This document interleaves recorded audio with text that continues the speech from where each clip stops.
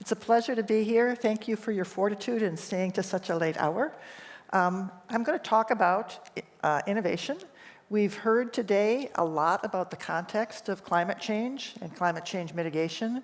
We should keep in mind that we have come on a tremendously long way in beginning the path of mitigation, and a large amount of that has been due to innovation, beginning the path of mitigation, and a large amount of that has been due to advances in technology. We also have, as we've seen, a long way to go, and continuing advances in innovation and technology are going to be very important in helping us meet our mitigation goals. So I'd like to just talk a little bit about two forms of innovation, incremental and disruptive. We've heard, I think, many times today about learning curves, and this is just an illustration. Wind, 30 or 40 years ago, was a young, innovative technology. When it was first developed, it was costly. It perhaps did not perform so well, but as it started being used, it began to go down the learning curve, decreasing in costs until it has finally become a disruptive technology which is competitive with thermoelectric generation based on gas or coal. So that's what we call an incremental set of innovations. What drove this learning curve was hundreds of different innovations, each one of which helped advance this existing technology. Now, there's another type of innovation, which is a disruptive innovation, much harder to predict what will happen with a disruptive innovation. And this is an example.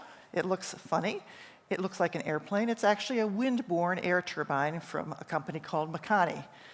This is proposed as a new technology. It's very young. It's just in its earliest stages.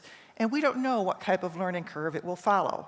Will it come down a learning curve and just become a small niche market? Will it fail entirely?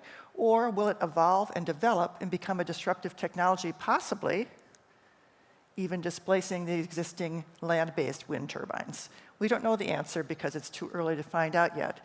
What I'd like to do, though, is use Makani as a way of illustrating what the early stages of technology innovation are. How do we go from the very young stage of a technology that has been developed just from an idea, often with public sector support, through the transition when it becomes a prototype or a demonstration and is ready to be picked up by the private sector? So let's look at what that pathway looked like for Makani. So here's a timeline. Back in 2008, this is actually not a very old technology, a team of graduate students from Stanford, they were windsurfers, so they knew a lot about wind and wind patterns, and they had the idea that they could create a wind turbine on an autonomous vehicle in the air and use it to collect wind power. And the benefits of such a technology is that you can fly your wind turbine much higher than you can build the height of a wind tower. And when you go higher, you have more wind, steadier wind. And whereas today, at say 100 or 150 meters in height, wind power is accessible over maybe 20% of the Earth's land area, if you could go another 100 meters in height, you might be able to access wind over, say, 80% of the world's land area, making wind power accessible to much larger numbers of people and populations. So this team started working. They had some resources in terms of infrastructure. They built small and then larger kites, wing designs to do what they wanted to do. And they got bigger. They did a little bit of demonstrations, demonstrated that they could fly. And then they reached a point at which they needed more money. They really had serious technical issues, and they needed to invest some funds. They were fortunate. They got a grant from ARPA-E, the Advanced Research Projects Agency for Energy. That was before I was there, but I'm very proud that they were funded by this agency. And they had to solve a very serious problem, which is that when you fly your airborne wind turbine, you have to fly it in a circle, catching the crosswinds, which make your propellers spin faster, and you also have to continue to steer your air vehicle with those same propellers. That's a very serious control system issue, and they had to solve that control system issue, also keeping in mind that the air turbine is linked by a tether to the ground, and the tether is used to send the power down. So you also can't tangle up your airplane in its tether. You have to be able to land it and take it off with complete control. So they got a grant of about $3 million from ARPA-E, and they went to work. and they built larger and larger configurations until they finally had a prototype that they could fly. It was 8 meters in length. It flew. It demonstrated that it could go up, fly, generate about 15 kilowatts of electricity coming down the cable, and it landed. And as soon as it landed, some people from Google walked over to them with a contract and said, "We want to buy your company." And so they were picked up by a commercial investor right away. And in the intervening 3 or 4 years, they have been funded very extensively and now have a 600 kilowatt unit, which they're in the process of demonstrating and testing. We don't know yet if this is going to be the success of the century, but this illustrates the stages of innovation and, as I'll show you in a moment, the pitfalls that can arise for an innovator. So what we're looking at here is, for this type of potentially disruptive innovation, we're starting at a curve of development that at the very earliest stage is exploratory, basic research, which gives us wonderful ideas and possibly leads to innovations. That type of research is generally funded by the public sector. Once someone has an innovative idea, they start down a perilous path because they have to move to the right and they need to develop their idea and demonstrate that it is, first of all, practical, and that it is scalable, and it's commercially viable. And that pathway, particularly the pathway from a beautiful idea to a demonstrated prototype, has to pass through what's called the first valley of death. It's a very difficult stage to get through because initially one is funded by the public sector. Eventually one wants to be funded by the private sector, but in that intermediate stage, it's not at all clear where the resources come for a company to do this work. So, this concern about what goes on with innovation and our ability to take the beautiful, amazing, incredible ideas that come out of early stage research and move it to private sector applications, this is something the world has not always done extremely well. Many countries are now experimenting with ways to make innovation work better, and I'm just going to give you some examples from the United States because that, of course, is what I know best. One very interesting program is called I-Corps. This is a training program for young innovators from universities, a university team that has an idea that they think is wonderful and needs to be commercialized. This is a training camp, very intense experience where they go and they learn about developing their technology, how to do commercialization, and most of all, how to find out whether or not there's a customer for their technology. It's a funny statistic, maybe not so funny, that the vast majority of startup companies fail because the inventor is convinced that his technology is wonderful and everyone will love it, and then they discover that there's nobody who wants to buy the technology. So a very important part of being an innovator is having a technology where you've checked that there's a potential customer. In addition to things like the I-Corps, of course, there are more standard things like incubators, where young teams are just given space, infrastructure, and advice to help them develop their technologies. And then, of course, really important thing is financial support. How do you support the growth and development of your technology from the very early stage, when it's just an idea and you're so excited about it, to a stage where you can go to a potential investor and say, look what I have, I want you to put some money in my technology. Government grants at the very early stages are possible. In the United States, the Department of Energy and the Small Business Innovation Research Programs both support early stage grants, and then there's ARPA-E. In the private sector, you might encounter prizes, angel investors, mission-oriented investors, or round A venture investments.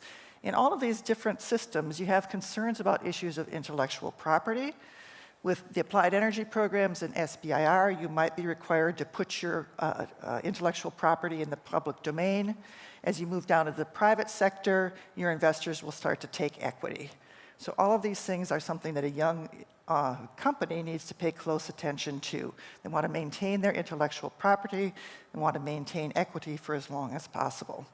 Of these, ARPA-E is something new, a new experiment that the US government is trying to really focus on innovation in terms of developing new technologies. So ARPA-E is only about 10 years old. It was established in 2007 on a model from the Defense Advanced Research Projects Agency in the US. which has a long history, about 60 years of success in developing innovative new technologies for national security issues.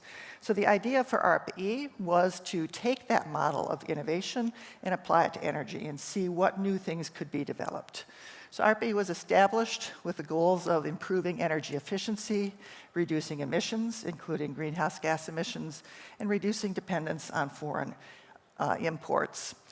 It's interesting that its authorizing language actually doesn't say the word innovation, but if you look up at the top, you can see high-risk technological barriers, and under the means, revolutionary advances, cutting-edge inventions, technological advances in areas that industry by itself is not likely to undertake because they're too high risk. So ARPA-E was established very intentionally to drive innovation and to drive it in a way that not only developed the intellectual ideas, but put them on a pathway towards commercial development. One aspect of being an innovation agency is that one is looking at new and cutting-edge ideas coming in what's called the white space. So unlike other types of funding agencies, which tend to follow a roadmap or a strategic plan, ARPA-E as an innovation agency is specifically tasked at looking everywhere. And as a result, it has a very diverse portfolio of exciting technologies that might come out of the program. I showed you Makani. We've also got here a very slippery surface based on biomimetic materials, a drone used to improve breeding of biofuels crops, new ways of extracting terpenes from pine plants for possible use as jet fuel, a combinatorial process that discovered a new molecule for capturing CO2 from flue gas, a completely new way of fabricating silicon carbide devices for efficiency in power electronics, and a laser rock drill for doing geothermal engineering. So a very diverse portfolio, and a very strong focus on impact, because it's not just the technology. The technology is essential, but it's not by itself. If it works, if the technology is good, it also has to matter, which means it has to get out into the public sector and be used. So ARPA-E drives its technology teams, the teams that it funds, with two mentors, a program director who mentors their technical progress, and a commercialization mentor who mentors their progress towards commercialization. And of course, there's many ways you assess progress in technology. These are some of the categories, and ARPA-E has two impact books on some of its recent projects that are really very interesting and informative. But I think one metric stands out is really showing you how ARPA-E, how this process of really coupling innovation, technological strength with commercial development is in the statistics of what happens to the projects when ARPA-E is done with them. And I apologize, this set of statistics is 1 year old. In 2 weeks, ARPA-E will have its annual summit, and they will announce the new statistics, including the year of 2017. But what this shows here is that ARPA-E has invested a lot of money over about 10 years. It follows what happens to the projects when they're done, and at the end of 2016, about 20% of the projects that have completed at ARPA-E had received private sector funding to the tune of more than $1.8 billion. So 20% of these teams are going on, able to demonstrate their prototypes and take them to the next step of commercial development. In addition, there's a large number of teams that go on to development under other government programs, and many teams that have started new companies. Too early days yet to tell whether any of these are going to hit a home run and be the next disruptive technology, but over the next 5 years, I expect we will see some real home runs. So now I'm just going to finish up with one last thought, and that is a thought about disruptive technologies. Disruptive technologies and energy innovation are all about embracing change. Energy technology is a very old field. Some days I feel sad and think, oh my goodness, people have thought about these technologies for so long. How could we possibly do something new? But the world is changing constantly, not only what we can do technically, but also the context in which we work. And this is just one illustration. We're now in a place where the world is looking for what may be a very big set of transformations in transportation based on autonomous vehicles. And the drivers for autonomous vehicles have typically been traffic congestion and safety, but there's also a possibility that autonomy, technologies that exist in autonomy that allow you to know everything about what's going on in your car and what's likely to happen quickly also provide an opportunity for significant energy savings. So here's an example of an area where we can explore for energy innovations that can have a big impact on the future of the energy system by constantly being happy and open to exploring and embracing change. So thank you very much for your attention.